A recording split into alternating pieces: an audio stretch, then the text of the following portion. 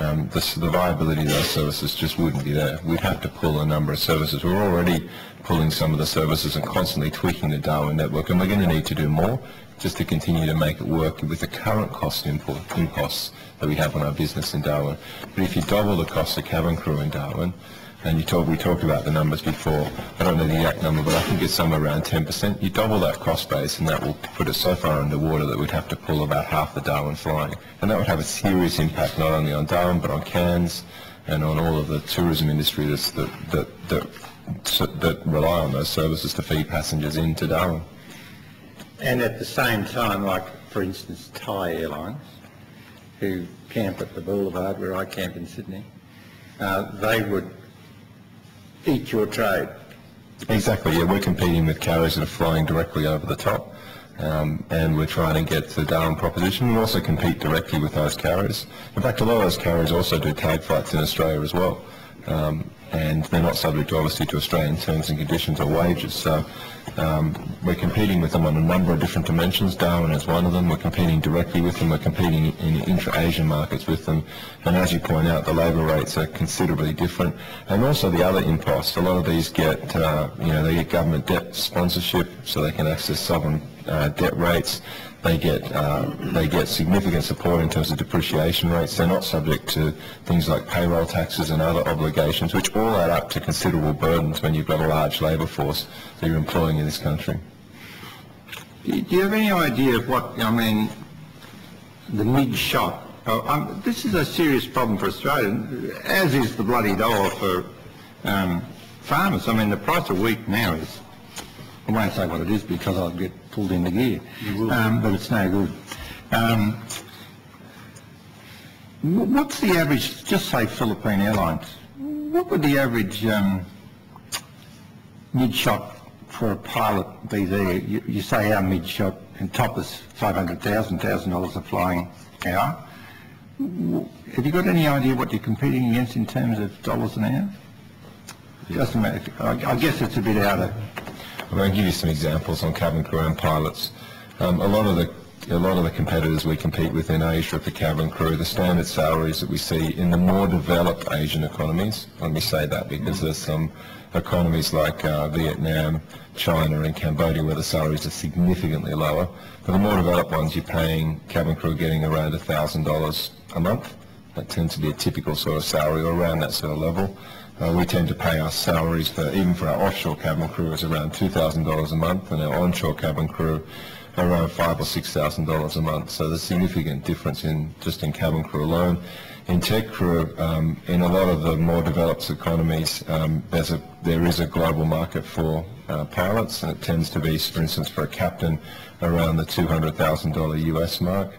There are significant differentials in some of the less developed places like Malaysia, Vietnam, China, where the salaries for captains can be as low as $50,000 or $60,000 a year. But my point on that is, that's in US dollars. Yes. I mean, we've appreciated 50% against the US dollar in recent years. And a lot of these rates at the global level are set in US dollars. This fails to recognise any of those challenges.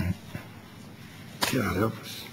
Just on that, just to clarify, are any of your competitors paying more, to your knowledge, for the pilots, or equivalent to?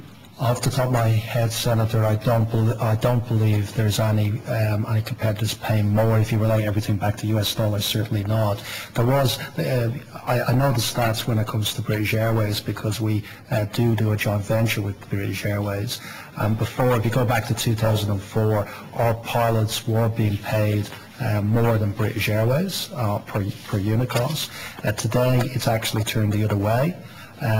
Two-thirds of the movement is because of the currency rate, where our pilots now are paid a lot higher than British Airways, and one-third is because British Airways have gotten efficiencies which we haven't. But we are significantly higher than that, and British Airways used to have the highest pilots in the world. Thanks. And sorry to interrupt you, Senator, but if I can just while I'm on that, but you have had a turnover of pilots recently, haven't you? You've had sorry, there's been quite a substantial number gone off on sick leave, or? No, it's leave without pay. The attrition rate, the actual resignation rates of pilots is extremely low. It's actually 1% or less. Pilots typically stick with the airline that they join, and I think that's the same for Jetstar as it is for Qantas. What we have done is, because we did have surplus pilot numbers as a result of us scaling back our UK operations from the 4 to 2 services per week, and scaling back some of the other services internationally. So we had a surplus of, I think, around 150 pilots. So we didn't want to make redundancies, because, as I said, we do want to turn the international business around so we can start growing again. So we offered the pilots leave without pay to work for other airlines. Some of the pilots went to Jetstar with the growth that Jetstar has experienced, not only in Asia on Jetstar terms and conditions, and they've taken a 3-year leave of absence on which they can come back to Qantas. Some have gone to... Or you can make them redundant. No, 3 years there, because they may not be the pilots. It's a last in, first out system, so some of those pilots could be way up to seniority. So when they come back, depending on where they are in the seniority, they may have a job, and then we'd have to revisit whether the international business has recovered sufficiently enough and whether there is redundancies. But to give an example of how we're planning for this, Senator, as an example, in London, we had those 4 services. Heathrow slots are very valuable. We have kept the 2 slots in Heathrow that were released in April. BA are using them. Even though you're not using them? Yeah, BA are using them for 3 years, and are paying us money for the slots. So we actually make money out of it, and in 3 years' time we get a slot back. So hopefully we can turn the international business around so we can reclaim those slots, put the flying back into London, and take those pilots back into the Qantas operation. And it may assist the committee, Senator, I've just demoted you again, sorry, Mr. Joyce. If you do provide numbers around those pilots that you have got off, sure, for the benefit of the committee to weigh up there. Senator, I might answer a few more questions while we're here at the moment. For Senator Xenophon, we've clarified that fuel costs are not included in the Jet Connect numbers. It is a wet lease arrangement, so the aircraft variable costs do include the aircraft ownership costs and the lease of those aircraft, but do not include fuel costs. We cover... Sorry, further to that, Mr. Joyce, thank you for that answer, but where it says aircraft operating variable, because I think you know, when you first looked at it, you thought, well, it seems like fuel to me. That was a reasonable assumption to make, because when you look at other, in terms of other accounts, aircraft operating variable would include fuel. So it's $23.9 million for 2011, 24.7 in 2010 New Zealand dollars. What is it? What will the cost be? What would the cost of fuel be? Yeah, I mean, no. What would the aircraft operating variable expenses be? It's the maintenance of the aircraft, the ownership of the aircraft. So all of them are done by Jet Connect locally. Right. So those costs are allocated back are charged back to Qantas. It's very similar. We have a relationship with Cobham, which is a non-owned entity, where they wet lease aircraft to Qantas, the 717s, to do all of our regional operations. And we did, it's the exact same mechanism that we would have there. We would have the cost of the airline operating costs, which are the cost of maintenance, the cost of the aircraft, the cost of the pilots, and the cost of the cabin crew allocated back. And then Qantas would pay all of the en route charges, the fuel costs, and the landing fees at the airports as part of that operation. So Qantas pays all the fuel costs? Airport costs, en route costs, they're all covered by Qantas. Okay, so that would show up on Qantas's. Yeah. But this also includes, this is all put back into Qantas's mainline books, so we do consolidate them back in.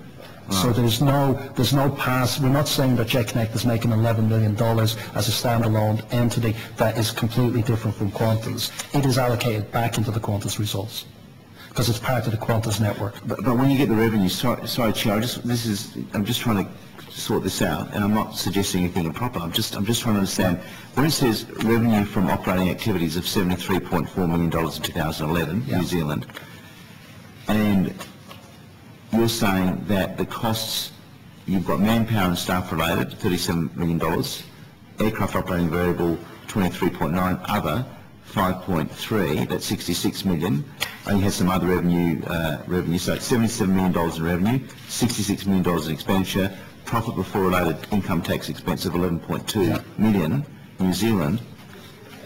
So fuel's not included in that? No, it's not. So if fuel was included in it, you'd be losing money? Yeah, but... Is that right? I don't want to misunderstand you. It's not the way it works, Senator. What happens is wet lease provision is a standard process in the aviation industry. We've wet leased aircraft from other entities around the world. And the way, because this is a New Zealand-based company, it is what the service it's providing. It's not operating these routes in its own right.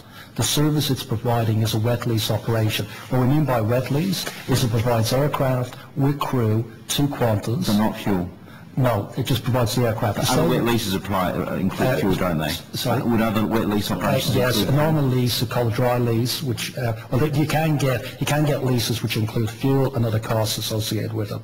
But this is a normal wet lease would include fuel. No, it doesn't. No? No. Wet lease, because Cobham is a great example. With Cobham, we get the, it's called aircraft crew maintenance insurance. It's usually an ACMI rate, right. Aircraft crew maintenance and insurance. Sure, but not fuel. And not fuel. And that's the exact business relationship we have with Cobham. And Cobham make a margin out of it. This company is reporting a margin because it has to be at commercial terms. It's reporting a margin for the New Zealand statutory requirements. But when that margin is made, it's reallocated back to Qantas, so the Qantas results show that margin in the Qantas results. I think the confusing part there, Senator, is the revenue line in those accounts is not the revenue from passengers. It's the revenue that Qantas pays to Jet Connect for mounting those services. For a wet lease. So we actually have a wet lease revenue. It is not allocated the entire revenue on the Trans-Tasman. It's a great point. So it's clearly a cost for providing those services that's charged to Qantas by that entity, and then it's reconciled back at the end of the year. So Jet Connect leases, does Jet Connect lease its aircraft? No. Jet Connect gets aircraft, the Qantas Group purchases aircraft and allocates them to the Jet Connect business, and the Jet Connect business operates those aircraft and charges them back. So who actually, so all the Jet Connect fuel bills for those flights are paid for by Qantas? Yeah. What else does it pay? Because as I said, aircraft landing, airport landing charges, en route costs. Overhead sales and distribution costs associated with it, overheads associated with it. So would you call Jet Connect an airline? Jet Connect is an operating entity. We've never said it's a standalone business. No. It's not reported as a standalone business. We don't portray those profits as a standalone business profits. It is an entity that's operating on behalf of Qantas, but for statutory requirements in New Zealand, we do report we have to report a revenue line, which is the charges that it covers to Qantas for operating purposes, and we have to cover its cost line. But this business, when it comes back to reporting overall crew profitability, it's consolidated back into the Qantas segment, and it doesn't cause a distortion on the Qantas numbers. Okay, so basically the savings you get from it is because you're paying people out of New Zealand at New Zealand rates. Is that a fair summary? And the aircraft are based in New Zealand, which is the most efficient location. As I mentioned to you earlier, Senator, you get an extra 3 or 4 hours utilisation out of the aircraft because of the time zones. Essentially, you start an aircraft at 6 o'clock in New Zealand, it's 3 o'clock here. You can't start the aircraft at 3 o'clock here, it's not a commercially viable operation. So you start around New Zealand, that's where the economics work. The aircraft flies from New Zealand to Australia, and it gets back to New Zealand at whatever, midnight at night or 11 o'clock at night. You get a longer day, you get better utilisation, and that makes the operation more efficient. Well, it's basically about, it's about efficiencies in terms of labour hire.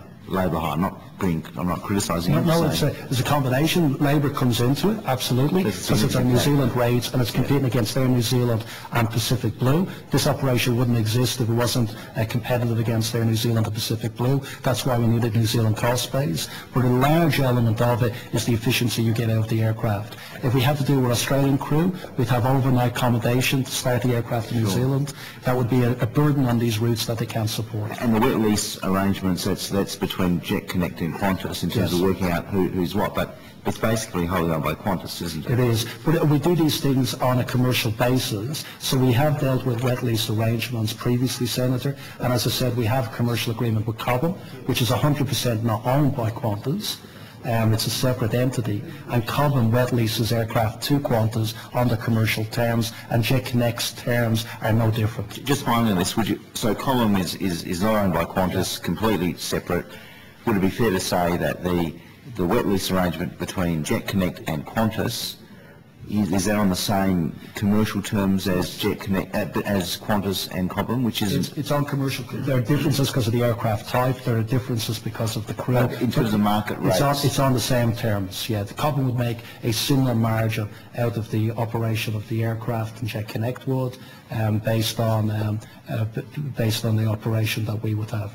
Senator, I think it's worth saying that the other factors are very important, not just labour rates, but as Alan talked about, productivity is critical, but also things like payroll tax and the other on-costs that you do pay in Australia are significant differential. So there's a number of factors that do feed And if I into can ask a question on notice on depreciation, I think you said before, you both yourself and Mr. Joyce have said depreciation rates for aircraft in Australia, there's a disadvantage compared to other jurisdictions. If you could provide a sketch of what the differences are. Well, that's quite significant, Senator. And that's something you've lobbied the government about? It's something continued for a decade now, I think, Qantas. Okay, so it's continual lobbying. Yes. We've been unsuccessful for at least 10 years. I wasn't rushing you, Senator. Senator, can I answer some of the other questions that we've had? Yeah, sure. I think a couple of other questions that we have. Get rid of it. First of all, in terms of the pilots, there are 128 pilots on leave without pay at the moment. The rest of the surplus is being managed by leave, so it's 128. Okay. In terms of the average captain salaries for Qantas fleet, I think Senator Heffron had them. The A380, the average captain salary is 416,000, 747, 371,000, A330, 342,000, 767, 271,000, and 737, 257,000. In terms of employee costs, I think was the question raised, Emirates employee costs represents 15% of revenue. Qantas's employee cost represents 26% of revenue. That 10% difference on Qantas's revenue base is worth $1.6 billion in terms of inefficiency compared to Emirates. Thank you, Mr. Joyce. Just before I go... Senator, there's one other thing. We contacted our providers of hotel rooms, and to avoid you to go into camera on this issue, we're happy to cover what we're paying. We've asked for our confidentiality to be waived. And in terms of the average room rates booked for Qantas passengers between the 30th of October and the 1st of November, when the grounding happened, the international rate was $190 per room. The domestic rate was $240 per room. The total estimated cost for the accommodation was $1.9 million. The international cost was $1.2 million, and the domestic cost was $700,000. Well, thank you very much, Mr. Joyce. That's good. For that information, save us doing that. And before I flip to Senator Gallagher, then to Senator Abetz, I just want to follow up very quickly on Senator Xenophon's line of question in terms of Jet Connect. Yeah. So would it be fair, or is it right to say that all trans-Tasman operations to New Zealand by Qantas are carried out by Jet Connect, not... No, there is Qantas operations on the route. For example, we have an A330 that flies Sydney, Auckland, LA. That Sydney-Auckland leg is operated by Qantas A330. There are Qantas services into Wellington, I think, from Sydney. There are a number of Qantas services on the Trans-Tasman, and of course there is a big Jetstar operation also on the Trans-Tasman. Okay, but without the opportunity in terms of facing the competition in wages, payroll tax, I think you said, and productivity, you couldn't operate is it the Sydney direct to Auckland and Melbourne direct to Auckland unless you were with Jet or using Jet Connect? Yeah, as you're probably aware, the Trans-Tasman hasn't been a very profitable route group for the group, and having it with, as I've said, the complexities of having Qantas aircraft based in New Zealand operating with crews overnighting in New Zealand, with the discrepancy we would have between the rates our competition pays and we pay, the combination of all of them would result in the Trans-Tasman operation not being viable. Trans-Tasman is a struggle for the group today. The Christchurch aircraft hasn't helped, and so the Trans-Tasman is a route group that could not digest those extra costs. I suppose the fear is that, and it's a reality, it's there, but what other routes are you under extreme pressure in terms of the same productivity and payroll tax and all that, where you are now operating Qantas employees on Qantas routes? What I'm trying to say is, what's stopping you having to go down that same path with other routes where there will be, for want of a better term labour hire or alternatives to Qantas employees on Qantas wages and conditions? The first thing, I think the New Zealand operation is very different because JetConnect have been operating now for more than a decade. So it's a long-established operation. And I have to say it was recognised by the unions that we did need that operation to be competitive. I think the pilots recognised it in the previous agreement that we did and the role that JetConnect actually had to play. And when it comes to the rest of the operation, it is very different problems that exist. We are not planning a JetConnect anywhere else to be operating. We have to turn around the Qantas business in the rest of the world. The A380s operated by Qantas will continue to be operated by Qantas, and we need to get them efficient to be competitive. And we're in a different position in different markets. There's some markets where we're structurally advantaged. You take the North American market where we're competing against American carriers and Virgin Australia. We believe our product, our network and our partner allows us to have a structural advantage on that route. And with Qantas's operation, we believe we can turn that around and make money. And we have, as I mentioned, seen Dallas and LA turn back into profits. Within Europe, it is different. We're going to have to work on what we need to do in Asia. And the plans about what we're doing in Asia is going to help support the Qantas jobs and the Qantas operation. It isn't to replace the Qantas jobs and operations. And we said what we're going to do in Asia with the new Asian premium carrier is it will not affect one single Australian job. Its intention is to be there to strengthen our position into Europe, to strengthen our position to the other Asian destinations, and to keep the corporate market with Qantas.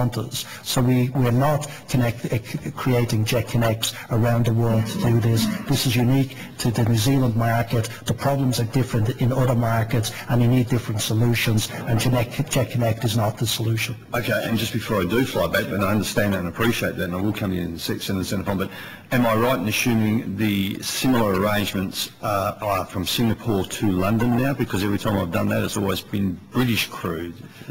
No, that's something that's been established for some time. We have a UK-based cabin crew base. Yeah. Again, it was more efficient for us to do that rather than have, I think we're the biggest purchaser of hotel rooms in Singapore today because we have so many crew overnighting in Singapore, and we felt that was needed for efficiency to have a UK-based crew base. They are employed by Qantas in the UK. It makes it a lot more efficient for us to do it that way.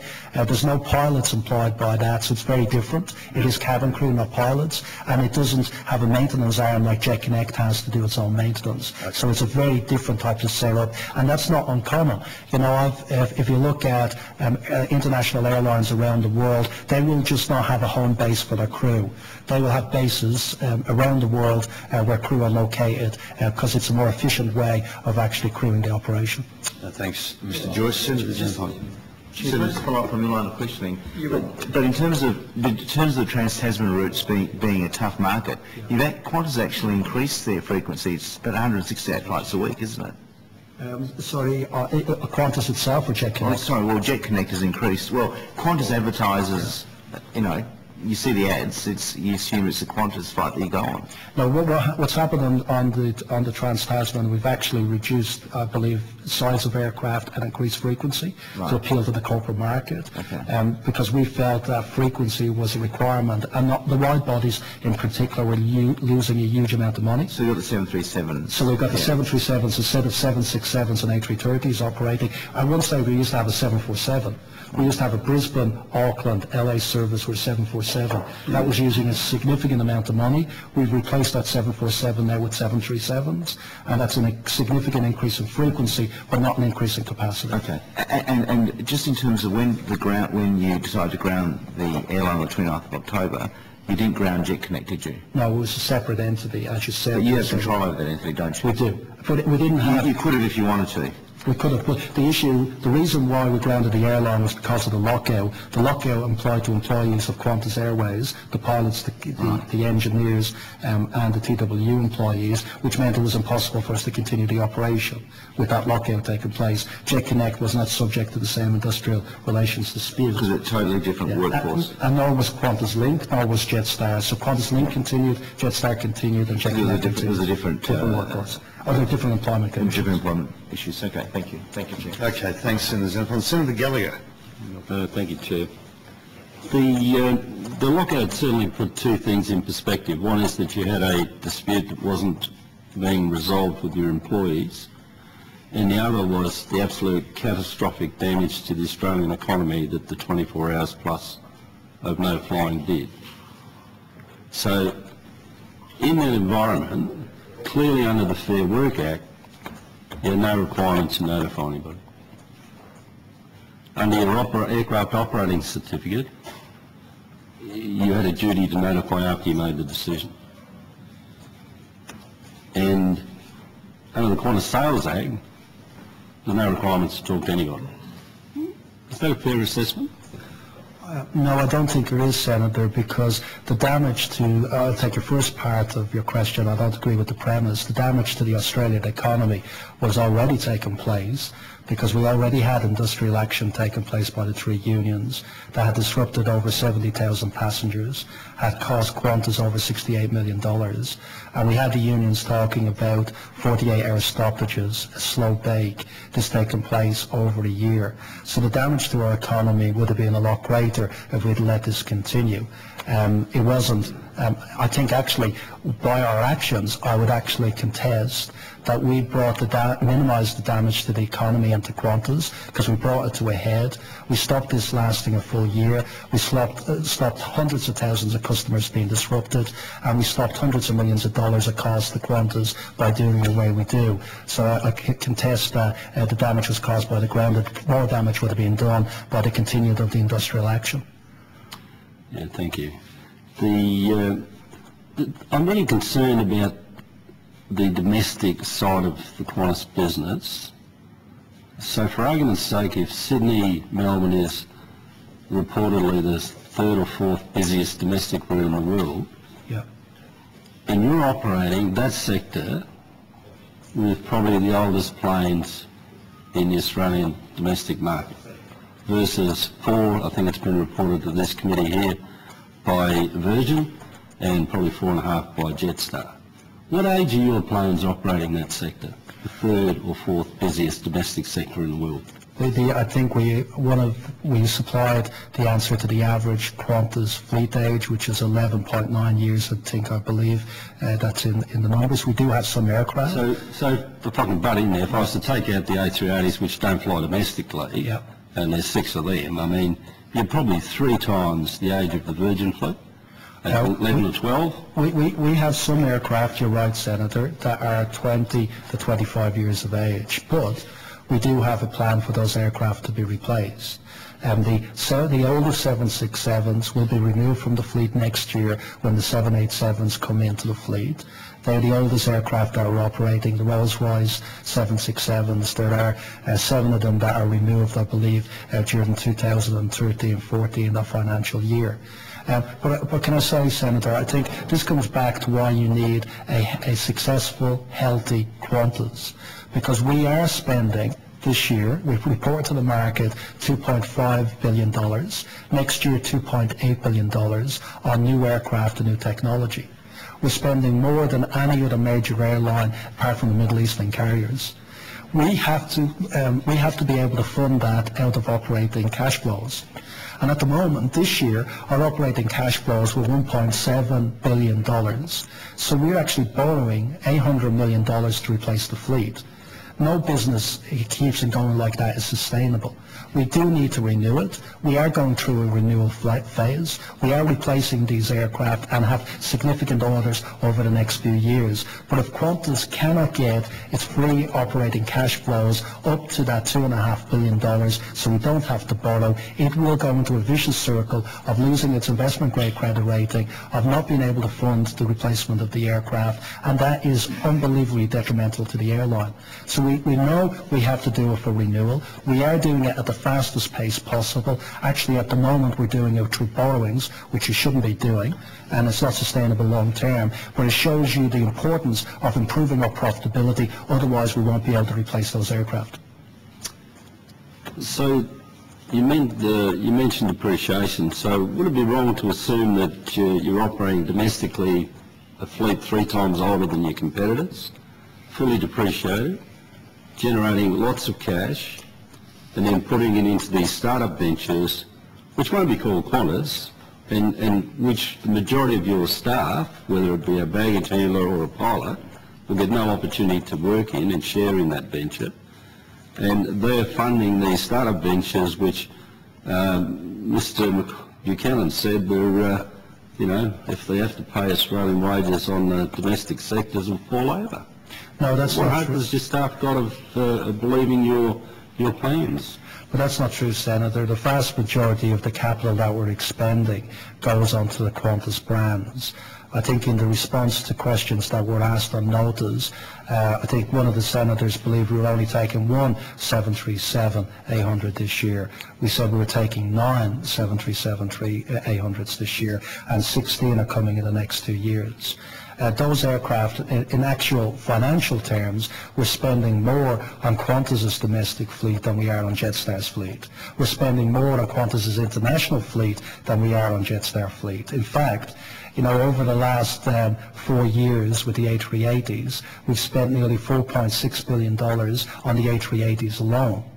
That's far more than we've ever spent on the Jetstar aircraft.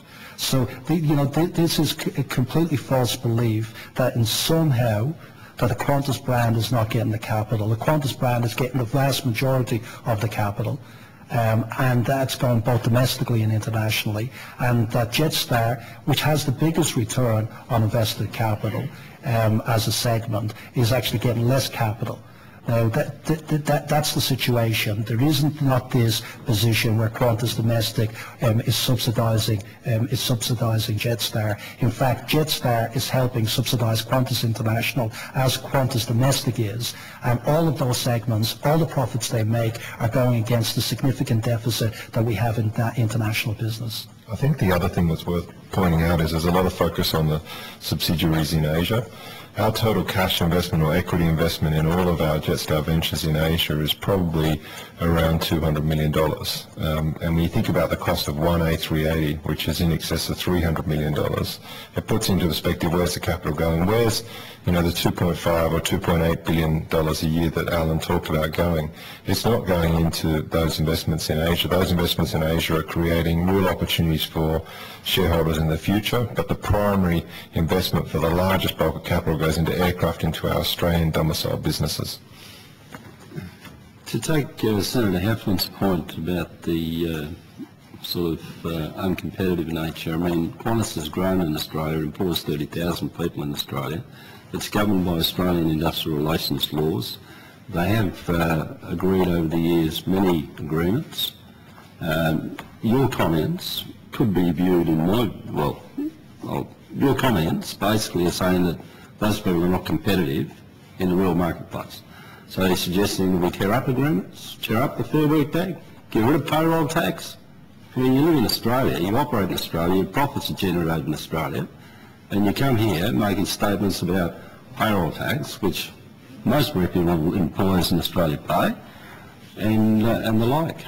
No, Senator, I think what we've said very clearly is that our business needs to adapt to the environment out there. We're not asking for a free kick.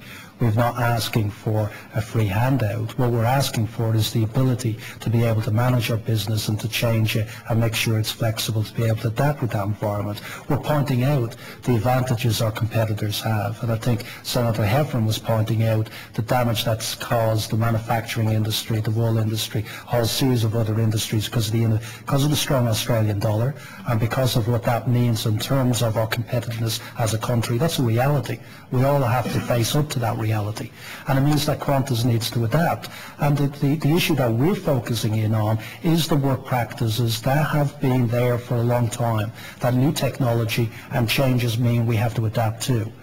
We've mentioned the heavy maintenance as an example. We have a review of our heavy maintenance facilities taking place. We have 3 heavy maintenance facilities in this country. That was set up, 20 years ago when aircraft technology was very different. Like your car was very different in terms of how you serviced aircraft. We have different ways of aircraft being serviced. They're new aircraft with new technology. We need to change to adapt to do that new technology. We mentioned our catering facility in Brisbane. The catering facility is a $75 million facility, state-of-the-art in terms of its food preparation and food disposal. It needs a lot less people. It's a lot more efficient. We need to adapt and change to that. So this is all about us having the flexibility to do it. And what we're saying about this Act is that this takes us backwards. This imposes conditions on us that none of our competitors actually have. It doesn't allow us to be flexible and adaptable to cope with those environments. And the consequences that is that there will be less jobs in Australia because we will not be able to employ the 35,000 people that we have. Because we will not be able to invest in the new technology, in the new aircraft, and our fleet replacement program will remain a hurdle. That's the reality, and that's what we're saying, Senator. And we're asking for the ability to change and be flexible. That's all we're asking for. And talking about the competitive differentials, I mean, we shouldn't stick our head in the sand. We should be able to freely talk about the differences between ourselves and our international competitors. We're not asking for a handout on any of those items. We're just merely saying these are the operating parameters that we operate in and the differences that we have to compete with versus our international competitors. So not only do we have to get all of our labour practices efficient in their own right, we've got these added additional competitive pressures that exist. And you come to the Senate committee with the opening statement that if you don't get your own way, you'll remove yourself from Cairns or Darwin. Well, you know, Cairns and Darwin Airport will survive after Jetstar go. I mean, that's the reality of it. You went there and took somebody else's business. If you go, someone else will come in and take that business up. Tourism won't stop because Jetstar doesn't fly. So I find it offensive that you do probably take the Ryanair business model of threatening to withdraw from services in the first opening line of your gambit. I mean, basically there's a process going on here which will take its course in Parliament. It's not likely to, given the divergent views around here, to be all that threatening to Qantas. But you come in here and the first opening stand that you take is we don't get our own way, we're out of Cairns, we're out of Darwin. Well, I'm sorry, Senator, that you've interpreted it that way, because Well, that that's was... what you said. No, what I'm saying is I made it very clear what the consequences of the changes to the Act were. I thought that was the reason that we were asked to the committee to be actually completely open, transparent, and very clear on the implications of this. I don't think I would have done anybody any favours, anybody in Cairns any favours, anybody in Darwin any favours, if that we were silent on the implications of this, let this debate go down that course, which it will, and let a change to the Act occur, and then come out and saying what we're doing as a consequence of it. We wanted to be clear and wanted to know what the implications. And, if somebody else can economically do those routes, Senator, I couldn't agree more with you. Let them fill up their boots with them. But the fact is that we've had an open policy, as we said in the opening statements, for international carriers to fly in without any restrictions to these regional destinations, and they haven't. They can't make money out of it. There are only a certain number of airports, and you've locked up most of the leasing space on those airports. So if they can have a tin shed at the end of the runway on the Darwin Airport, or they can be 5 miles down from the car park in Melbourne. But Senator, as you know, Cairns Airport has lost a lot of capacity, and if they have the ability, they absolutely have the ability to have as many international carriers operating in there as they can. Darwin we filled up Darwin because we put the aircraft in that were never there before. We have 4 aircraft based there, employ 160 people. Nobody based aircraft there before. Nobody employed those level of people before. So this didn't exist before Qantas. It won't exist after Qantas. And we're fooling ourselves to think somebody will come in and fill up the gap on it, because it won't happen. Because we know the economics of these routes. So Darwin and Cairns will lose as a consequence of this. That's not a threat. That's just a fact. We're not threatening anybody, but it's up to us to outline exactly what the facts are, so nobody has a misinterpretation of what will take place if this legislation is passed. That's why we're here. And so I'm not going to mollycoddle you or quote it. These are the realities of life.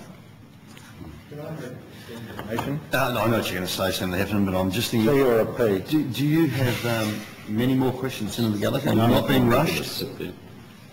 Because if you have, we'll come straight back to you. But what we might suggest, we'll offer you, gentlemen, ladies, if you want to take a 5-minute comfort break. Okay, I can just see your eyes starting to cross there, Mr. Joyce. I'm drinking a lot of water.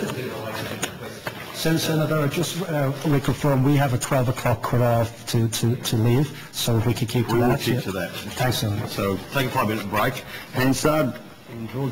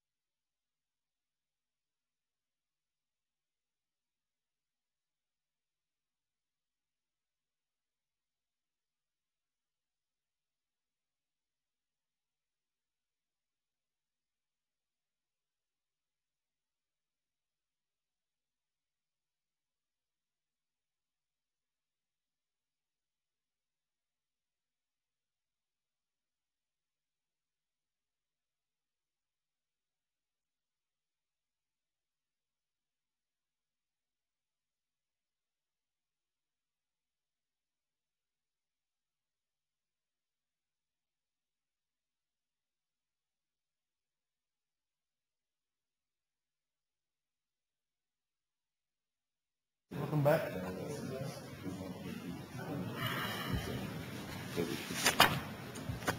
Okie dokie. Now, Senator Gallagher, did you have any further questions? Yes, thank you, Chair. It's very clear that you're in your submission in regards to the amendments to the Qantas Sales Act. What is your view on the Qantas Sales Act per se? Is it still relevant current, or would you have it removed? Senator, we support the government's view on this, that the Qantas Sale Act does have a purpose. We support the Minister's position, which is a modification of the Qantas Sale Act in his white paper, which I believe would review the 35% and 25% ownership requirements, but keep the 51% ownership requirements, which we think is appropriate. We obviously, you know, as an Australian carrier, also have the Air Traffic Act, Air Navigations Act requirements, which means for traffic rights we have that 51%. And for Qantas today, we have well over, 60% of our ownership owned by here in Australia. So those requirements under the Act we agree with. And of course, the other requirements that require us to be with the chairman, the majority of the board being Australian, we totally support. I think it's worth saying that we spend all of our time, despite of our competitive challenges in our business, trying to create a very strong and viable Australian aviation industry. A lot of what we've done in Jetstar and on the Qantas side is build a strong franchise services, IP that we can export, and a strong and viable business that creates real knowledge jobs in Australia. But fundamentally, it's all about building a strong aviation sector that started from Australia. Okay, the morale amongst your 30,000 employees, given the events of, the last 6 months, I don't know, this is probably not directly related to the Qantas Sales Act or the proposed amendments, but in light of the absolute catastrophic damage to the Australian economy in one 24-hour period, where are you taking your people? Have you got your people on side with this model that you're proposing of investing in Jetstar Japan and Jetstar Vietnam and all of the other Asian adventures, which I think would be quite exciting? Why can't you take your people with you? Well, we are working on that, Senator, and I have to say, I think for a lot of the groups of employees, bringing that action to an end last year had a big release for them, because I wouldn't underestimate the pressure that our frontline staff were having, our ground staff, our in-flight cabin crew, the pressure that they were under with the continuous disruptions that was taking place. We were cancelling hundreds of flights and delaying hundreds of flights. We had customers extremely unhappy. We had passengers moving to Virgin and the competition. And that was heartbreaking for us, for a lot of our frontline employees. And bringing this to a close, the amount of frontline employees that said to me, at least we did something about it. We stood up and brought it to an end, because they couldn't survive the slow bake. The morale of the company would have gone through the floor if we'd have had disruptions for another year, with the frontline staff taking the brunt of the aggression that was out there and the disappointment that was coming from our customers. Of course, every organisation wants to work on the engagement, and we have a big engagement focus in this organisation. We'd like to bring all of the employees with us in what we're doing, and you're absolutely right. It is very exciting what's taking place in Asia. But we have to be honest with the employees about the problems that we're facing and the need for change. And some employment groups have made the transition and are fully behind us. We are making significant changes in the airport environment.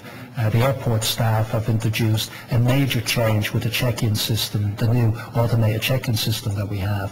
Our cabin crew have worked with us on significant changes to our operations internationally. But there are some areas where we've had resistance, and those areas we have to make a stand, because it's important for all of the employees that we make the transformation that's needed. And if that has hit the engagement in those areas, I'm very disappointed at that. We have to work at turning it around, and we will work at turning that around. Look, the opposing view to that is you simply took a preemptive strike, closed down negotiations, and now you're going to continue to attack your workforce in terms of wages and conditions till you get, your Ryanair model. So don't expect you to respond to that. Just my final question is... Sorry, Senator, I have to say that is completely not the case, because there isn't a Ryanair model that we're modelling ourselves on. Qantas is a premium... It's clearly a Ryanair business model. It's pretty available. It's not clearly the Ryanair business model. We have a very different business model in different parts of our business, and we run a far more complex business than Ryanair. We have a premium business, we have a regional business, a domestic business, and a low-cost business. And even the Jetstar business is not modelled on Ryanair. The Jetstar business, which is the closest to it, has a model that's modelled on the best of low-cost carriers around the world, some aspects of Ryanair in terms of their operational efficiencies, some aspects of EasyJet in terms of the branding, some aspects of AirAsia in terms of their purchasing and the negotiations. We take the best of every airline around the world and we create a new standard. And people are looking at Jetstar and Qantas as the standards around the world. So we don't have a model that we're copying. We have other airlines copying Qantas, and that's something we should be proud of. Singapore Airlines have just created Scoot, an exact copy of our strategy. Other airlines around the world are trying to copy exactly what Qantas has been doing. So we're the trendsetter, the market leader, and it's our model that's being copied in the rest of the world, not the other way around. Just one final question. I think, Mr. Buchanan, you said that the practice of using international flight attendants on domestic legs is now discontinued? No, I didn't say that. What I said was the practice of concentrated tag flying has been discontinued. So when people would, for instance, let me give you an example, someone in Darwin, a cabin crew member, the rostering system may have put them back and forth from Darwin to Melbourne before and did multiple legs on international tag flights. That's what we've discontinued, not the practice of tag flying. So the hub still operates, but we're making sure that they don't do concentrated domestic tag flying. So just to try and get a particular question, which I think I asked an earlier hearing. So if someone comes in, Darwin goes through customs, and that aircraft then operates as a domestic leg, you're saying that no international flight attendants operate on those domestic legs? Or are you saying they do operate? What we're saying is the Darwin hub operates with international crew on all of the international tag flights through there.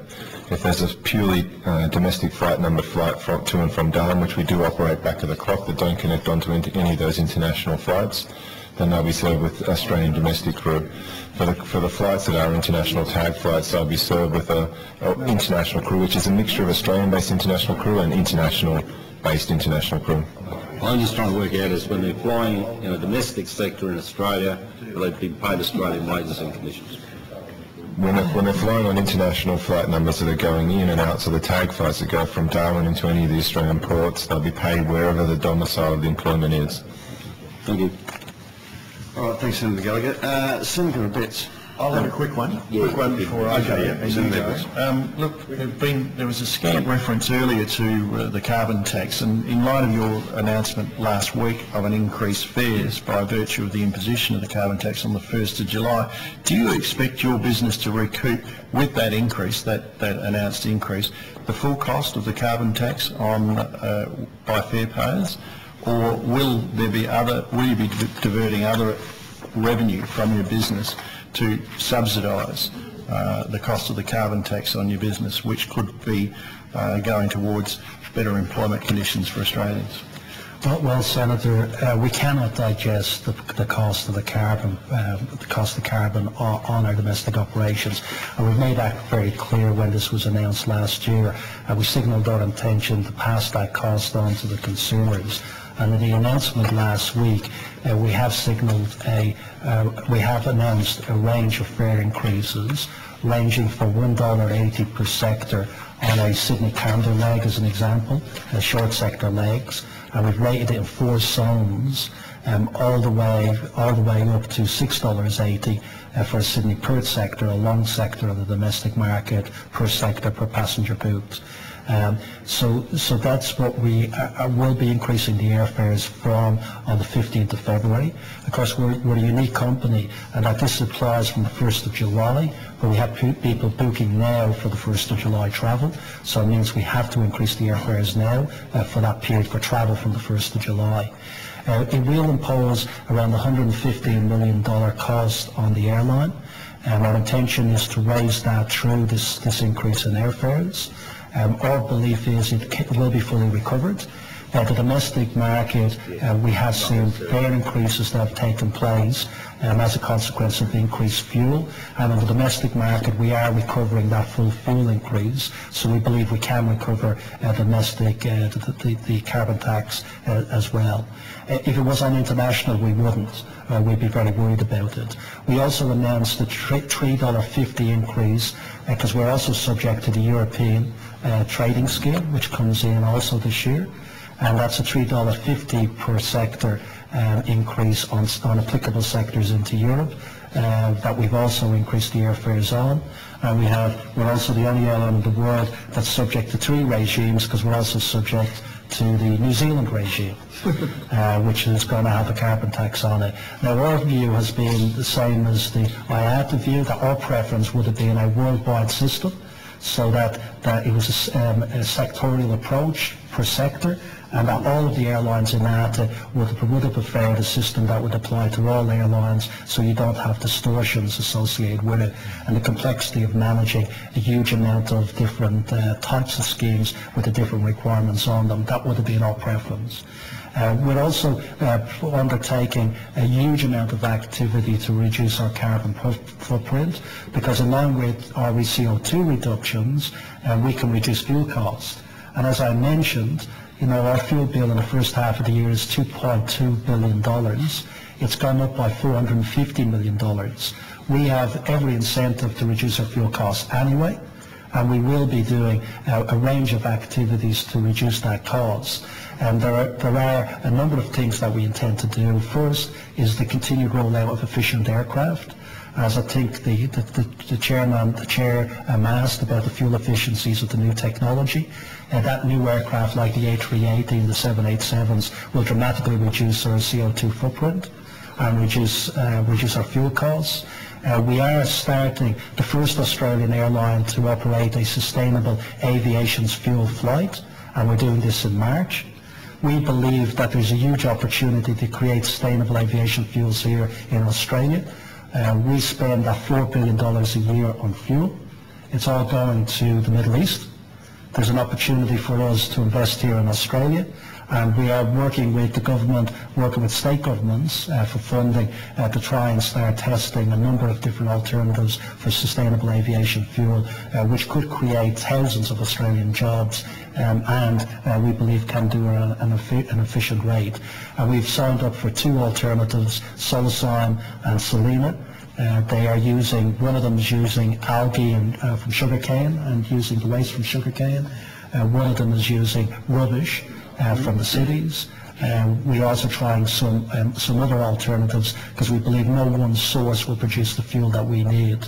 And I think it's a great news story. Sounds like a direct action plan to me. Yeah, it's a great story for Australia if we can get this up and running and going.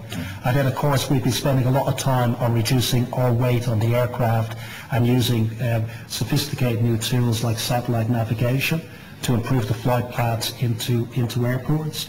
And I think there's going to be one big debate going forward about the trade-off between CO2 pollution and noise pollution, because there's certainly a way of us reducing CO2 pollution by using standard flight paths into various airports, but of course increases the noise pollution over an individual constituency.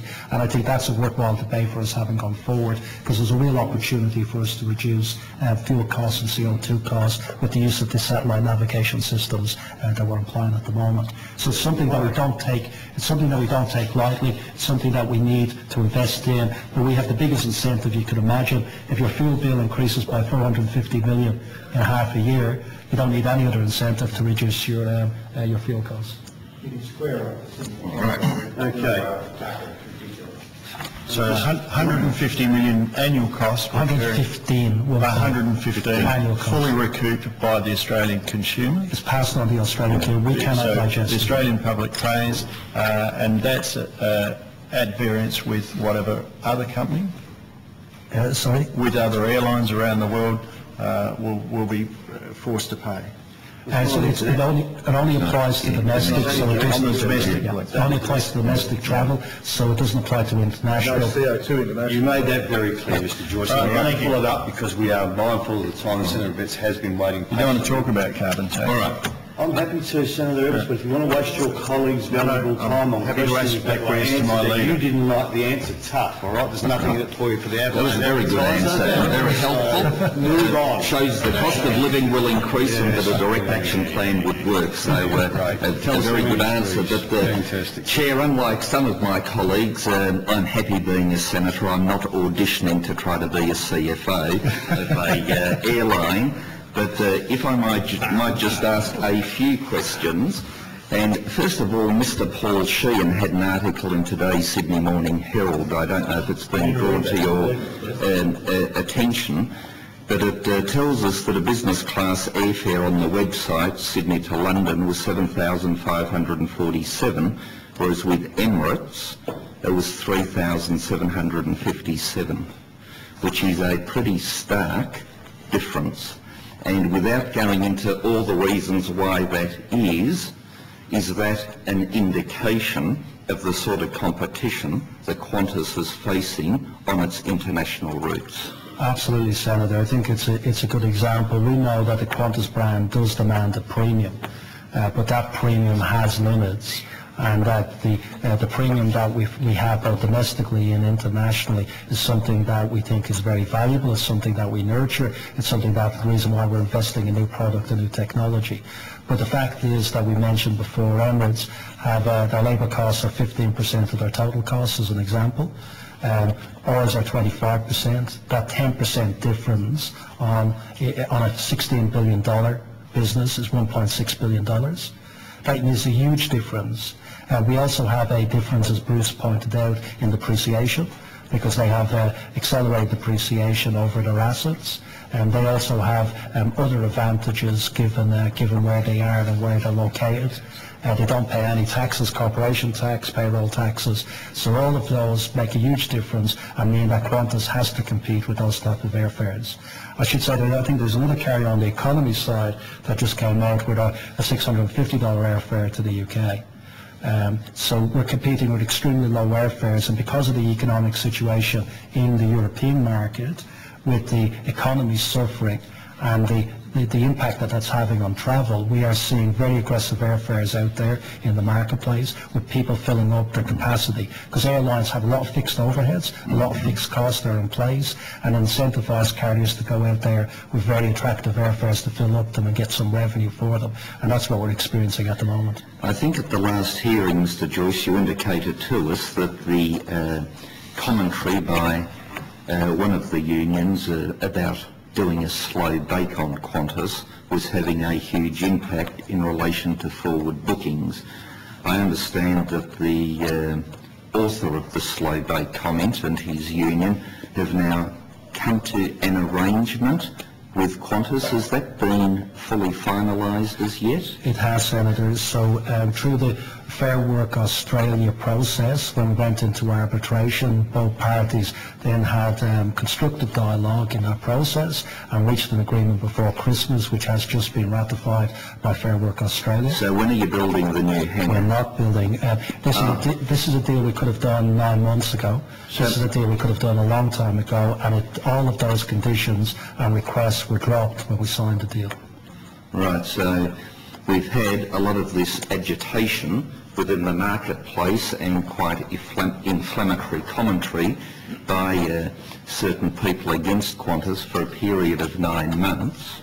And what you're saying is that largely through the Fair Work process, Qantas has ended up with what was on the table to the union 9 months ago. Yes, the important part, as you know, Senator, we were always concerned about was the so-called additional job security conditions that the unions were asking for, which were restrictions around building hangars for aircraft that are not going to need heavy maintenance for a long time and may never be economic to do them here in Australia, conditions around how we would maintain our fleet, and locking in outdated work practices that are changing changing because the regulator is changing those practices. We call it maintenance on demand, and there's the use of what we call A licenses in particular. The company now can get on and manage the business the way it needs to manage the business to bring in those changes and get the benefits of the new technology. And all of those restrictions that were being asked for have been dropped and are not in the new agreement. And how long does this agreement last for? It's a 3-year agreement, so it will, 31st of December 2015, I believe, is when it will expire. Many Australians were clearly inconvenienced, not only by the threat of stoppages and actual stoppages, but then also by Qantas's lockout and subsequent grounding of the fleet, or grounding of the fleet, I suppose technically before the lockout took place. But all of that, you're saying, took place over a 9-month period when at the end of it all, that which Qantas had on the table was the deal struck with your negotiations in Fair Work Australia. That deal would have been doable, as I said, Senator, 9 months previously, because our biggest concern, we always said we would have a fair and equitable pay arrangement, and this did include a 3% pay increase for the engineers for every year over the period, plus backdated money associated with it. That was always going to be what we were going to pay. So this was never a dispute over, as we said at the time, the pay. This was a dispute over job security claims, which we would have said anti-job security claims. They would have restricted this company to an environment where it couldn't be flexible and adapt, and it would have endangered jobs, and that's why we had to stand. I cannot mention, Senator, you just mentioned, the implications for our customers. Again, I would emphasise, there were 70,000 customers before the grounding. There were over 90,000 customers affected by the grounding. We've been working diligently at building back and apologising to those customers, both before and after. But the biggest thing that was causing us the problem, that we were hearing continuously that was causing the Qantas brand problems, was the unreliability of Qantas. We were in a position where, I think I mentioned to you in the last Senate committee, we had a 40% drop in premium traffic on our East Coast services, 20% drop in Canberra, 14% drop on the Perth East Coast market. It was costing us that 15-20 million a week, and it was getting worse. What happened after the grounding? Well, it's great to see the business market unbelievably support Qantas. We started seeing immediate, rapid return of that business community. The business community was saying we were thankful to Qantas to bring back certainty. And if you actually look at our on-time performance, in the 3 months before the grounding, Virgin beat us on on-time performance in those 3 months, the only 3 months of the year. But since the grounding in November, December and January, Qantas is back in the lead, the most reliable carrier, the best on-time performance and the lowest levels of cancellations. And we've seen the business market respond dramatically to that and come back to Qantas. And for our flexible airfares, we're seeing double-digit growth on last year at the moment. And our market research shows that for our Platinum and Gold frequent flyers, they are unbelievably supportive of what we did because it brought certainty back to Qantas's operations, and that engagement has been fantastic. And I personally have received a huge amount of calls from corporate CEOs around Australia saying it was absolutely the right thing to do and showing the support for what Qantas did and the fact that brought certainty back for the business community, which is great. And so in short, your forward bookings have increased substantially to where you were when you were before the committee last time. Absolutely, Senator. And some of the corporate accounts that have come up for renewal, that would have been difficult if we were in a period of slow bake, as one of the union leaders put it, where I would have said as a high risk we wouldn't have renewed them.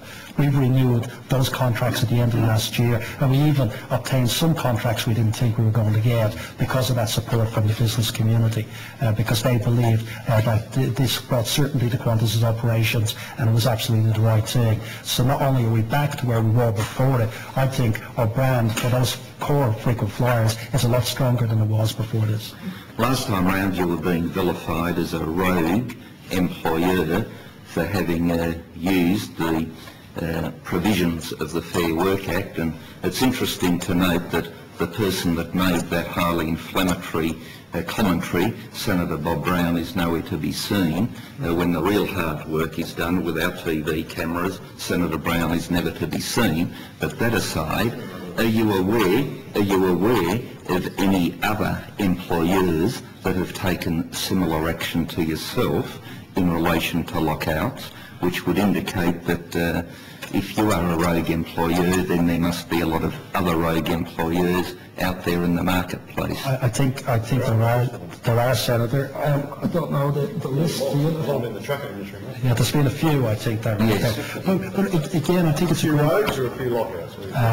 there's Lockouts, I think But would be agreed. I do think you're right about the language and how disappointing it was that when a company, for its own survival, for when it had no alternatives but to do this dramatic action of a lockout, because we don't take it lightly, to have to do a lockout and ground the airline and the implications that had for our employees, for our customers.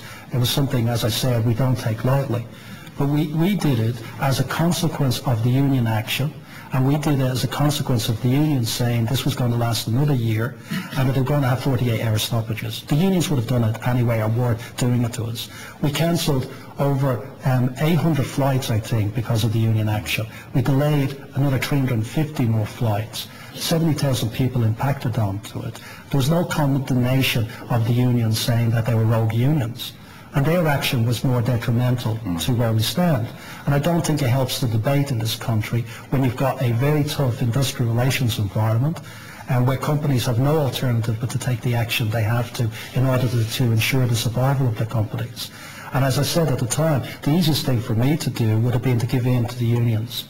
But I know, and that wouldn't have been a problem probably on my watch as CEO of Qantas, but we had to stand up because we had to ensure that Qantas is around for the next 90 years, and conceding to those outrageous union demands would have resulted in this company not being viable into the future, and I had no alternative but to do what I had to do.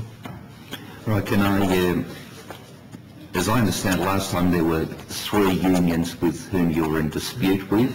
The engineers is now settled. I understand the pilots are off to the High Court, is it? Federal Court? Yeah, the pilots have... and they're appealing that, so we'll have to await the decision of the courts on that one. So can we move to the Transport Workers Union? Before we do, sorry, Senator Best, can I declare an interest? I'm a member of the Transport Workers Union. Yeah. We would never have guessed from the last hearings, but there you go. We would never have guessed. If you've forgotten, I'll remind you as many times as you like. I'm proudly a member of the Transport Workers Union. There you go. Right. Does the Transport Workers Union cover the cabin crew? No, it doesn't. Right, all right, thank you for that. I do want to move on to the cabin crew issue, and that is about the commingled crews. Example, Australians and Thais on the same flight, doing the same thing but allegedly on different wages. One, is that correct? And is that a standard practice across the industry internationally? It's probably worth clarifying that we do, as I understand it, the TWU are not party to the Jetstar cabin crew agreements in Australia, but as I understand they do have some members in the Jetstar cabin crew workforce. And yes, we do have, like all international airlines, we use a variety of labour and basing of staff to mount our international services. So we will have some crew out of Singapore, some out of Thailand, some out of New Zealand, some out of Australia to mount our operations. But still, despite Jetstar growing to 3,000 flights a week and 2/3 of those flights operating outside of Australia, we still employ 2/3 of our cabin crew still inside Australia. And even for the cabin crew, on the business that we're talking about in the Australian market, still 2/3 of the cabin crew are employed in Australia. So the lion's share of all of our staff are still employed in Australia, and all of the knowledge workers and where the IP is created are in Melbourne under Australian contracts. And in relation to those that come from overseas, that other 1/3, are they, one would assume, paid less than Australian? That is correct. They're paid, I think we talked about the statistics before, on average a Thai cabin crew member gets around $2,000 a month, and an Australian cabin crew member will be somewhere between $5,000 and $6,000 or $7,000 a month. And how do you strike the rate of pay for those overseas cabin crew, and is it also related to the cost of living in those countries? Absolutely. We set up rates of pay that are generous in each of the markets because we want to be an employer of choice. So for instance, in Thailand, our cabin crew are paid around 10 times the average salary, 17 times the minimum wage. and therefore we have a very, very low attrition rate in Thailand, and we have one of the, we put an ad out for cabin crew to give you a feel. We're looking for 100 cabin crew jobs in Japan at the moment. We've just had 10,000 applications. We're looking for 28 cadets that we're employing in Australia recently, and we got thousands and thousands of applications. These are well sought after jobs. We have very low attrition rates, and we attract some of the best talent into the business. And because the cost of living in Thailand is substantially lower, and you can imagine their peers with a salary that's 10 times the average, these people are fairly well off in their market and are well looked after in terms of when they work for Jetstar. I understand Senator Williams has a quick supplement. Just on that, those people, crew from Thailand, you pay them in Australian dollars? No, we pay in Thai baht, so I've given you the conversion to Australian dollars. So you're looking at about 60,000 Thai baht a month, 2,000 Australian dollars, around 30 Thai baht Australian dollars. It's around that, yes. The exchange rate obviously moves all the time. But, yeah. Exactly. Are you a currency dealer? Used to be. Well, he's been everything, yes. Well, that is a huge salary in Thailand, 60,000 Thai baht a month. Yes. Yeah, thanks, Chair. Right, can I ask then, do they, whilst the wages differ, what about things such as hours of duty, fatigue regulations and other conditions? How does that compare? No, that's something we talked about. I think Senator Xenophon asked a lot at the last hearing in November. And, the training standards are identical, the rostering practices are identical. We don't treat cabin crew that are working on any of our services any differently based on where they're employed. In fact, talking about our training and fatigue risk management, which got a lot of discussion last time, we've had 12 external audits on our fatigue risk management over the last 12 months. We've done 150 internal audits on our safety management systems and practices. We've done 1,000 investigations. We've had 12,000 reports from staff. This is something that we take seriously and we're working constantly at. Now, if the proposed legislation were to be implemented, there's been the suggestion that Qantas's viability would be seriously at stake. Can you indicate to us how many other airlines are actually genuine, private and profitable airlines and not under some sort of arrangement like in the United States or state-sponsored and subsidised, but like so many other airlines around the world? Are profitable or? Yes. There's, I think, private and profitable. Private and when I say private, I mean genuinely private. I think British Airways is now profitable again. Lufthansa will be profitable. Air France is losing a lot of money. Most of the European carriers are losing money. The North American carriers have turned the corner because they've gone into bankruptcy, Chapter 11, and it essentially, as you know, bankruptcy allows them to renegotiate all of their workplace agreements and their lease agreements. And Delta and United have turned the corner and are profitable again. American were losing money, but that was the only reason they had to declare bankruptcy. Air New Zealand overall, I think, is government owned, yes, so that doesn't apply. So there's very few in that category. And that is what puts, if I might suggest, immense pressure on Qantas, because you cannot rely on the government handouts to keep you going, or Chapter 11 arrangements as it seems to be continuously arrived at in the United States for the airline sector. I think it's absolutely right, Senator. There's a lot of distortion in our industries with state government's involvement, and as you said, Chapter 11 bankruptcy, which helps, and that makes our challenge even greater. But you do see on certain routes, like as I mentioned, the United States routes, even with that, we've seen Qantas turn the corner there, and Qantas go back into the services to LA as profitable. So we can manage and fight against, even with that extreme disadvantage. And we find it very difficult to do it against the Middle Eastern carriers and what's happening in Europe, and that's why we need to make the structural changes. I mean, one of the interesting examples, which is a similar sort of cost structure to Australia and as a partner of ours, so it's an interesting one that you can see around what can be done through restructuring business, as Japan Airlines. Now, they're obviously not operating from what would be regarded as a lower-cost Asian labour market. They're operating from Japan with all of its cost structures and currency issues as well. And having gone through a special bankruptcy process that was set up by the Japanese government just specifically for JAL, they've been able to turn around the corner from losing $1 or $2 billion to making $1 billion straight out of bankruptcy. And that's an incredible turnaround when you think about the state of the global economy at the moment and going through that same process at the same time. And that's not changing their location or getting rid of all their Japanese heritage. That's about restructuring, driving productivity, restructuring their business, and the sort of thing that's open to someone going through bankruptcy. Now, just one final question, if I may. Yes. Are you aware of the new workplace relations advisor in Mr. Shorten's office? No, I'm not. Are you not? I understand she may have worked for you during the dispute, but that'll be interesting to see. But that's more a comment rather than anything else. I understand Senator Heffernan on behalf of the Coalition had two more questions. Well, that's just Senator. Can I comment on that, Senator? I just found out. Yeah, the person in question, I do believe, worked for us for 6 months. She was a temporary appointment from Freehills into Qantas and secondment to replace somebody that was on maternity leave. So it was a Freehills appointment that helped us with that. Well, let's hope for some robustness out of Minister Shorten's office. Awesome things from these Freehill employees.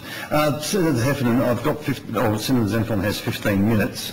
So I've got about 2. And 12 o'clock we're going to pull up on the dot, so I'm going to ask you to be brief. The relationship between the regional, national and international divisions of Qantas, you say that one is dependent on the other. Yeah. So that if for the simplification of the purposes that your international routes had to put up with this, the Act, and belly up, what would that do to your regional domestic? Yeah, it's a great question, Senator. We're very much worried about this because we think the whole combination of the Qantas domestic business, or frequent flyer business and international business have a relationship and support each other, that if you have a part of your business that is not viable, that you cannot support, and then it does have a detrimental impact on the other parts of it. We know for the corporate market, as an example, that if you're bidding for BHP work or Rio Tinto work, you have to offer not only a regional, domestic, but international network. It's very important for us to have that. But if the international network is losing over $200 million, it doesn't matter what you're making in domestic or in the regional networks, it's just not sustainable. And the real dilemma we get into is those figures that we talked about in terms of the fleet renewal. Because those numbers are usually related back to a person's own mortgage. If you were in a position where your income was $1,700 a week or a month, but you were spending on rent $2,500, you would be extremely worried. You know that your income is not supporting your rent. That's where we are today. We're not covering our mortgage. We're in a position where we've got a $1.7 billion cash flow and a $2.5 billion requirement for new aircraft coming in each year. So there's two alternatives. We stop ordering aircraft, which we have the problem that Senator Gallagher was talking about, where the fleet gets aging, and our competitive position against the other carriers gets worse and worse because we don't have the fuel efficiency, we don't have the product. Or we get our profitability up to cover the cost of that fleet. And the profitability improvement is dependent on one division, because that's international. Because you can't make super profits on domestic inviting in a large range of competitors who say this is a great market to go after, and we've seen Tiger, we've seen Impulse, we've seen Virgin, we've seen Compass 1 and Compass 2 whenever that's happened. So you can't have super profits on one part of your business. It means every part of your business has to perform. And because international isn't performing, it's threatening the renewal of our fleet, the economic performance of the entire group, and that's why there's an imperative for us to turn it around. So the concept behind the bill of strengthening the conditions of international flight crew on your flights would directly impact on the regional. It would, Senator, as we pointed out. I mean, the big issue for us is the different parts of the bill have different implications on us. But the different parts of the bill would have an immediate effect the Qantas Sale Act amendments, would have immediate effect on applying conditions on Jetstar, which we believe forces us into Jetstar having an economic problem or us having to sell Jetstar. And that's the reality of what those conditions apply. Losing Jetstar from the group will lose future profitability, because Jetstar is very profitable, and the profits from Jetstar is helping contribute to that $1.7 billion every year, which is our income. And if we lose that, it puts even more burden on Qantas to fund its fleet replacement program, which it won't be able to do. So that does threaten the entire group. The second component, in terms of the crew changes, does have an impact on Jetstar's operations, and it makes Jetstar non-competitive on a whole series of regional operations, which would mean those assets would have to be removed, and there would be job losses as a consequence of that, with the assets either returned or redeployed somewhere else, because they will not be making sufficient return for us to justify it. So in terms of good for the goose, good for the gander, the common practice for commingled crews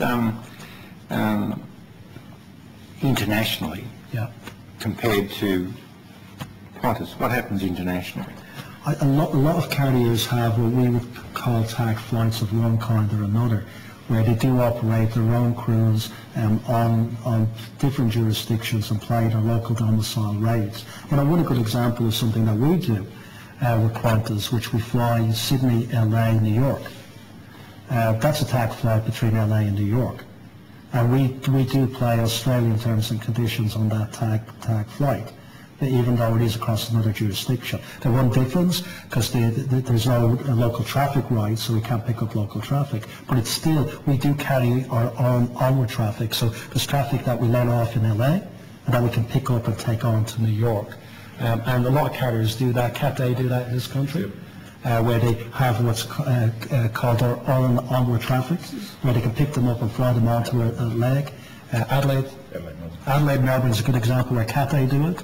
And they apply Hong Kong terms and conditions on that route. But the pay rate, is it in Australian dollars or US dollars, say, on the American LA? We pay in Australian dollars. So that really doubles there.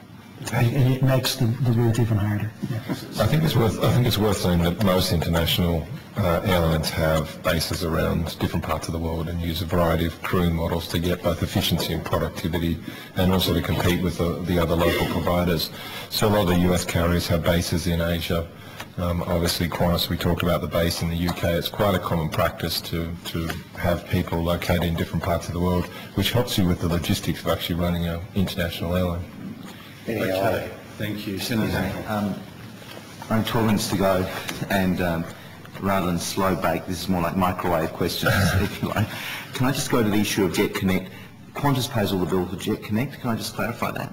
No, Qantas doesn't pay all the bills for Jet Connect. So what happens, Jet Connect is a New Zealand wet lease business that operates wet leased aircraft, as we talked about, to Qantas. Qantas pays Jet Connect a fee which is on commercial terms for the wet lease arrangement, and Jet Connect provides aircraft crew maintenance and probably insurance for that rate, and Jet Connect makes a margin out of that provision to Qantas.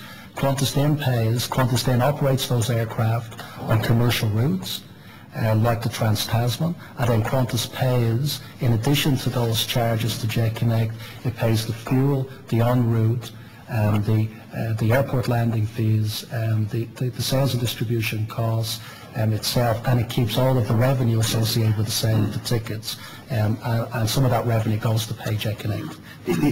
Senior Deputy President Drake at the Fair Work Australia decision said that Mr Daff, Jet Connect's then Chief Executive Officer, does nothing significant. His ignorance concerning Jet Connect's financial affairs is staggering.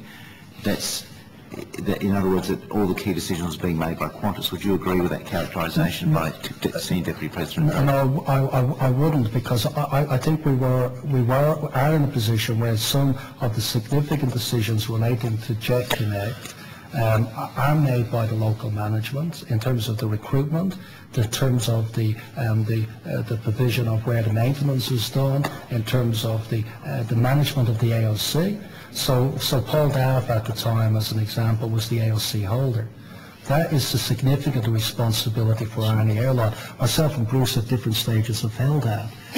So I would actually not classify his role as insignificant. Having the AOC responsibility is a very significant element of responsibility. Mr. Daff. So can I ask you, Deputy President Drake said that finances are in someone else's hands, and that someone is an employee of Qantas. That's correct, though, isn't it? The financing and the reporting of it, as we talked about, is quite complex, Senator, and there are components of it that are done locally, and there are components of it that are done with a local finance team, and there are components of it that obviously, because it relates to the Trans-Tasman operation, that are done with our finance team. So again, there is a local component and there is a component that's done for the group. I think, Senator, it probably goes to a confusion about what a wet lease provider does, but JetConnect is a standalone business with its own AOC. Sure. The confusion is, and when you get into issues where you're talking about commercial aspects or where the aircraft fly, which obviously the person that's contracting the wet lease provider will decide. So there's a lot of responsibility that falls on different organisations, and not understanding how a wet lease provider works, I think, creates that confusion about what should that person know about. And I think, Senator, in fairness to Paul, you know, we did talk to Paul afterwards, and Paul knew a lot of the answers to the questions, but sometimes people, you know, when they're up in front of groups like you, have stage fright. Now, I've had stage fright a few times here. Stage fright. You know, where you can actually freeze up and not say the answers to the questions. Where's Mr. Daff now? Mr. Daff is working with Jetstar Asia. And in what capacity? As an acting CEO of Jetstar Asia. Okay, so you don't expect any other finding in terms of, you're saying that his ignorance, the finding of his ignorance concerning JetConnect's financial affairs as being staggering, that was, you put that down to stage fright? I have to say, Paul Daff, I don't get into individuals, Senator, because I don't think it's appropriate, but I will say that Paul Daff is an unbelievably capable individual in our organisation. I won't follow that any further.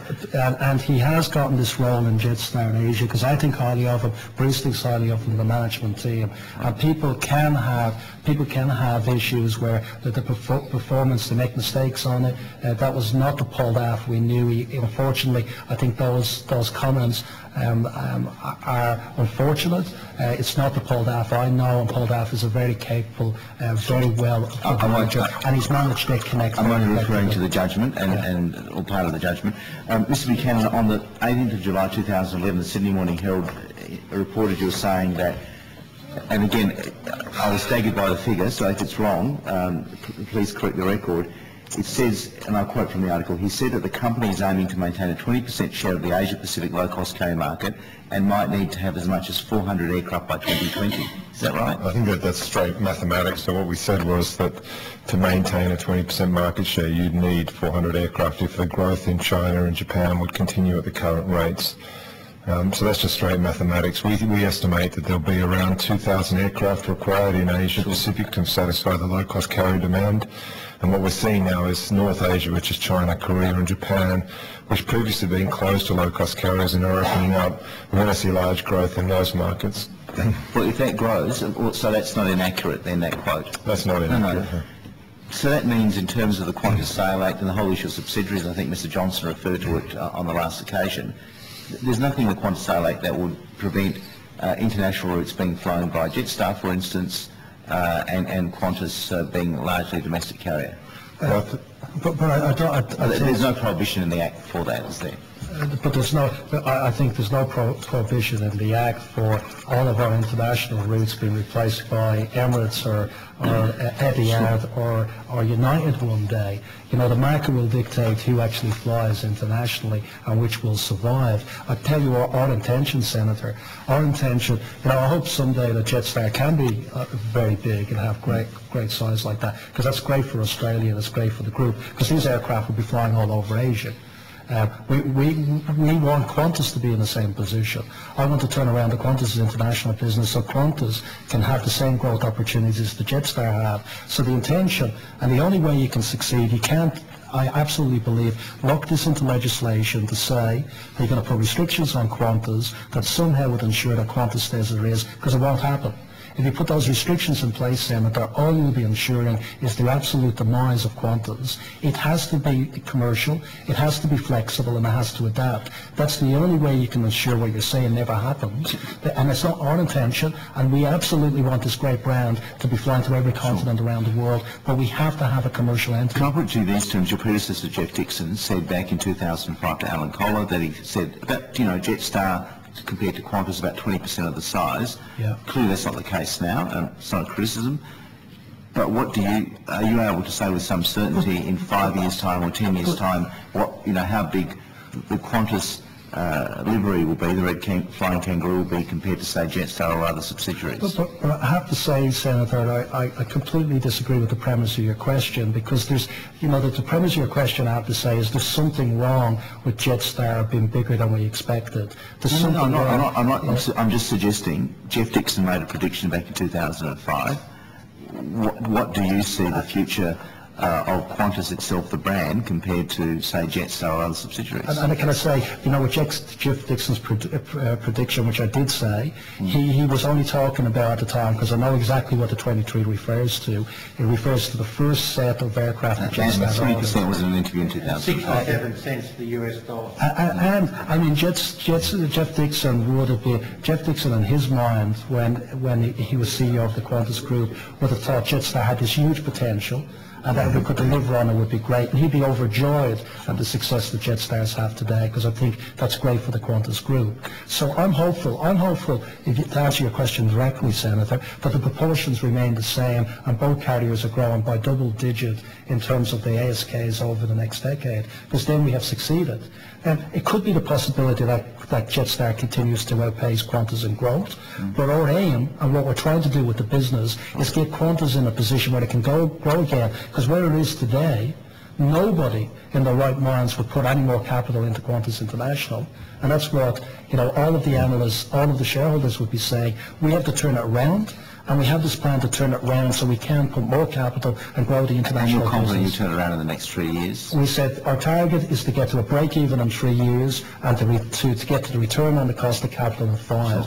That's what we're aiming for. The Jetstar Asia's taken 8 years, and it's sort of basically just breaking even now, isn't it? There's a very big difference between a start-up and an established carrier. Qantas International has been operating since 1935. And a start-up carrier, as you know, anybody involved in the start-up business knows that you need to give it some time to get there. I think it's worth reflecting once again and bringing back a few facts around the Jetstar businesses in Asia, which feeds into that statistic. For equity investment of less than $200 million, the Qantas Group has bought itself a 20% market share in the low-cost carrier market all throughout Asia. What's that doing for Australia? It's giving us a scale to be able to continue to grow and build regional aviation places like Darwin and Cairns that can be viable. It's given us the IP and revenue flows that are coming back for the franchise fees by exporting the knowledge and IP into these markets in Asia.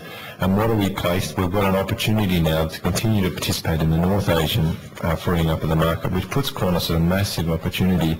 And we've done it with very, very little capital, and created a huge option for the Qantas shareholders. And we've done it through Australian workers that have actually built this really strong brand, have built the knowledge and the IP, and have done a tremendous job taking us to where we are. I hear you, Mr. Buchanan. My final question in the remaining minute and a half is, APA, the pilots union, makes in their supplementary submission raises potential immigration issues in terms of foreign crew being used on domestic flights. Have you had any communications with the Department of Immigration and Citizenship, for instance, on this issue? Is that something that's being looked at in addition to the restructuring of rosters? And I think you've said that you were going to provide the roster to the committee, but that still hasn't arrived yet. So that can be the final set of questions. Yep, I think there hasn't been any discussion with the Department of Immigration I'm aware of on the visa issue. We have had discussions with Federal Ombudsman on that particular issue, on the visa issue with cabin crew. The visas they operate in Australia effectively allow them to stay here for 30 days when they're operating as international crew in and out of Australia. So you're confident in complying with Australian immigration laws? We think so, yep. You think so? You've assessed it, though? We're confident that we're complying with Australian immigration laws. Right. And you've obviously got advice on that about your compliance? We're confident, and our advice is confident. Okay. And the roster, is that something you'll be able to provide? It's something we can give you. I guess the issue is we need to be conscious that we're not disclosing information. So understanding exactly what, personal information, so understanding what you want. If you're after summary statistics, which I've tried to provide in terms of the average hours. I think that was the idea, but rather than any, of course, not any personal information. So for instance, I can give you a summary now. The Melbourne International crew do average shift lengths of 10.4 hours. The average Bangkok crew is 10.6 hours. They're almost identical in terms of hours worked. They work slightly less than 3 days a week. But the conditions on fatigue are a little bit different, aren't they, for international crew? No, the management of fatigue is identical across the two. There is no difference. They can be rostered on further hours, though. They're not rostered on any of the rostering. Rules are exactly identical for both. So I think we've got to separate the employment rules from an individual entity which may provide, which will become a practice in WA of providing employees to lots of different carriers in the various markets compared to the rostering rules which are identical whether you're employed in Australia or you're employed in Thailand or you're employed in New Zealand or you're employed in Singapore. They're no different. And our crew work very hard, and working shift work and working multiple time zones is tough, but they're working around 10.5-hour shifts, so it is longer shifts. But the quid pro quo for that is that they work slightly less than 3 days a week. So there are ample opportunities for rest. And that's the quid pro quo with working as a cabin crew. There's also 6 weeks annual leave. There's a variety of other conditions. It's been fixed now with the new rosters, basically, hasn't it? With the new roster arrangements, you've actually sorted out those anomalies. There's been no changes to the rostering practice in terms of fatigue or duty limits. Well, the only thing that we've changed, a very slight thing that affects a very tiny percentage of our rostering, which is when they're doing concentrated tag flying. It doesn't change the actual hours of work or the types of flying patterns that they're doing. It just changed the number of times they go in and out of Australia. Am I too old to apply? So, Senator, before we have to go, can I correct one thing? I just made a mistake on the date. I think Senator Betts asked me about the engineer expiry date, and I think I said the 31st of December 2015. My maths didn't quite work there. It's 31st of December 2014 because it's a 3-year agreement, so I'd just like to correct that. Okay, thank you. Thank you very much. Thank you. That's it, Senator Xenophon. Gentlemen, on behalf of the committee, Mr. Joyce, to you and your team, thank you very much for turning up today. Thanks, just one thing before I do say the final farewells, that there may be some misconception, but I haven't met a member of Parliament, a union member, a union leader or a Qantas employee who is anti-Qantas. We are all fully supportive of Qantas. There is nothing better than getting on the red-tailed aeroplane to head back to Australia. We may differentiate on some of your employment issues. So that's how you fix up the outstanding problems with some of your workforce. Wish you all the best. On behalf of the committee, that concludes today's hearing. The committee now stands adjourned. Thanks, Senator, and thanks, Senators. Thanks for having me. Thank you. All right, we've got a bolt, mate.